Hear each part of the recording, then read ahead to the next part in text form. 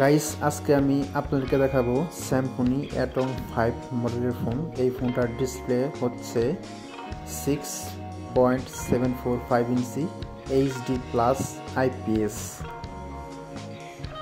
Rear camera থাকছে 52 মেগাপিক্সেলের, front camera থাকছে 5 মেগাপিক্সেলের, সাথে থাকছে এলইডি ফ্ল্যাশ লাইট। র্যাম হচ্ছে 8GB, সেট মেমোরি হচ্ছে 64GB, 1.6 GHz octa core processor ব্যবহার করেছে এই ফোনটার মধ্যে।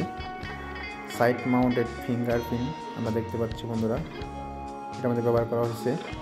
5000 mAh ব্যাটারি থাকবে এই ফোনটার মধ্যে। অ্যান্ড্রয়েড ভার্সন থাকবে 14। 10 ওয়াটের চার্জার থাকবে এই ফোনটার মধ্যে বন্ধুরা।